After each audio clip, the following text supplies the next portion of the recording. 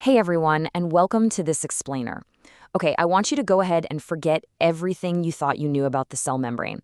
Seriously, it's not just some static, microscopic bubble wrap holding your cells together.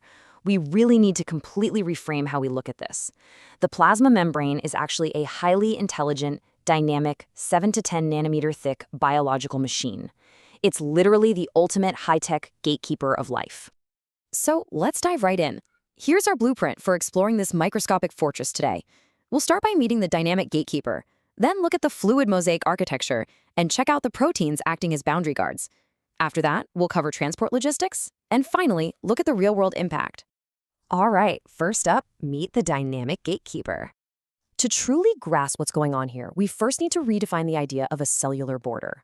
Think of it less like a simple brick wall and much more like a complex, highly regulated security system. The foundational concept is that it's a selectively permeable barrier. Yes, it separates the cell's interior protoplasm from the external environment, but the real magic is in its control. It doesn't just passively hold the cell together. It actively restricts or grants access to specific molecules. It maintains the cell shape, it anchors the cytoskeleton, and it handles some incredibly vital, complex cellular communication. Basically, it's constantly making real-time decisions. Moving right along to Section 2, the fluid mosaic architecture. So, what exactly are the physical building materials that make up this gatekeeper? Well, the way we understand this architecture today comes from the widely accepted fluid mosaic model, which was proposed by Singer and Nicholson way back in 1972. It describes the membrane as a two-dimensional fluid where proteins are embedded, kind of like a mosaic, within a sea of moving lipids. And the absolute crucial word to remember here is fluid. This foundational model proves the membrane isn't rigid architecture at all. It's a dynamic, shifting, liquid-like surface. Now, you might assume a cell membrane is mostly just fat, right? But look at the actual chemical composition by weight. Proteins actually make up the majority at 50%. They heavily outnumber the structural lipids, which sit at 45%. We also have a small but super vital 5% made up of carbohydrates. These function mostly as communication tags, or essentially chemical ID badges on the outside of the cell. Let's zoom in on those lipids for a second. Specifically the most abundant kind, phospholipids. They form the amphiphytic base of the membrane. Now, amphiphytic just means they have dual personalities. They feature water-loving or hydrophilic polar heads and water-fearing hydrophobic tails. Because of this really unique chemistry, when they're in the watery environment of biology, they spontaneously form a bilayer. It's a double layer where the fearful tails hide on the inside away from the water, while the water-loving heads face outward to protect the cell. But wait, it's not just phospholipids making up that lipid sea. In animal cells, cholesterol makes up an impressive 20 to 30% of the membrane's lipids, and honestly, it serves a massive, life-saving purpose. Cholesterol acts as a vital cellular thermostat, or a fluidity buffer. When temperatures rise, it restricts movement so the membrane doesn't literally melt. But when it gets freezing cold, it prevents the lipids from packing too tightly and solidifying. It perfectly moderates fluidity to keep the cell viable. Okay, on to part 3, proteins, the boundary guards.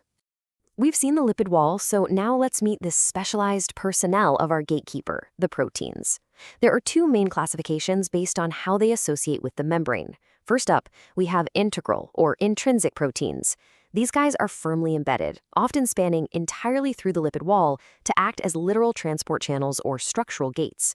On the flip side, we have peripheral or extrinsic proteins.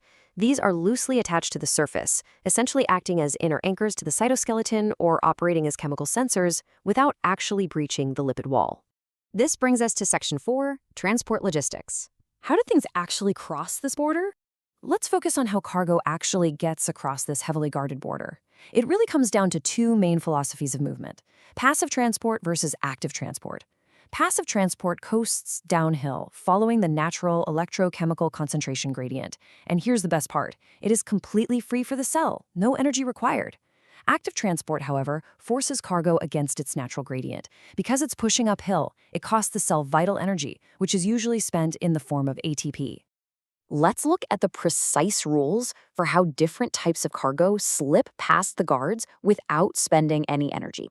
In simple diffusion, small nonpolar molecules like oxygen and carbon dioxide are basically invisible to the guards. They slip right through the lipid bilayer. Osmosis is highly specific to water, which diffuses toward areas of high solute concentration.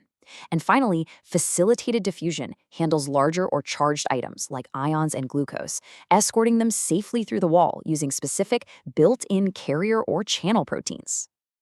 But what happens when the cell needs to push against traffic?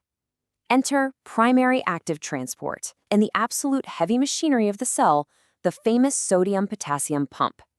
This machine uses ATP directly to continuously force sodium and potassium ions against their natural flow. Its primary job is to maintain the cell's essential electrical charge, keeping the inside of the cell at roughly -70 millivolts. Let's break down exactly how this molecular machine operates via the mechanical, step-by-step Post-Albers scheme. Step 1. The pump is in the E1 state, binding 3 sodium ions from the inside of the cell. Step 2. It's phosphorylated by ATP, and that is the exact moment the cell spends its energy. Step 3. It shifts to the E2P state, releasing those 3 sodiums outside and grabbing 2 potassium ions from the exterior. Finally, Step 4. Dephosphorylation triggers it to release the potassium inside, and the entire cycle resets. So why should you care about this one specific pump? Well, get a load of this number: 30%. This single pump mechanism is so critical that it consumes roughly 30% of all your cellular energy just to keep that electrical gradient active. Seriously, nearly a third of the ATP your body produces goes solely into keeping this one gatekeeper functioning so you stay alive. Now that's when everything is operating beautifully in a healthy system. But that leads us to a dramatic pivot. What happens when this highly controlled gatekeeper fails? What are the actual human stakes here? Which brings us to our final section, the real-world impact, or what happens when borders fail. Let's bridge the gap between microscopic biology and human health. First, let's look at a phenomenon called hijacking lipid rafts. Remember how we said the fluid membrane isn't perfectly uniform? Well, it has thicker, cholesterol-rich, highly ordered patches called microdomains, or lipid rafts, which the cell normally uses to cluster its signaling proteins. Unfortunately, viruses and bacteria can act like microscopic lockpicks. Pathogens actively exploit these specific lipid rafts to force their way into the cell, effectively turning the gatekeeper's own signaling platforms right against it. And sometimes, the transport gates themselves are just broken from the very start. Take cystic fibrosis, for example. This severe disease is directly caused by a single devastating genetic mutation in one specific ABC transporter protein called the CFTR channel. When this one type of protein embedded in the cell membrane fails to transport chloride ions properly, the entire physiological balance breaks down. It is a tiny 7-nanometer boundary issue causing massive, life-threatening respiratory and digestive consequences. Because the stakes of membrane failure are so high, independent researchers use incredibly advanced tools to map these complex boundaries. They use patch clamp electrophysiology to measure the tiny electrical currents of individual ion channels. They use FRAP to literally bleach proteins with lasers and track how fast they recover to prove fluidity. They use cryo-EM to freeze these proteins and map them at stunningly high resolutions. They're even building artificial membranes, like liposomes, engineered specifically for targeted drug delivery. As we wrap up this explainer, I want to leave you with this defining thought. The plasma membrane is foundational for understanding cell signaling, neuroscience, immunology, and pharmacology. The crucial point to take away is this: understanding this microscopic boundary isn't just basic biology. It's the absolute bedrock upon which every major branch of modern medicine and disease treatment is built. Which leaves us with one final provocative thought to ponder. If our cell membranes are truly this dynamic, this specialized, and this intelligent, what does that mean for the future of artificial medicines and targeted drug delivery?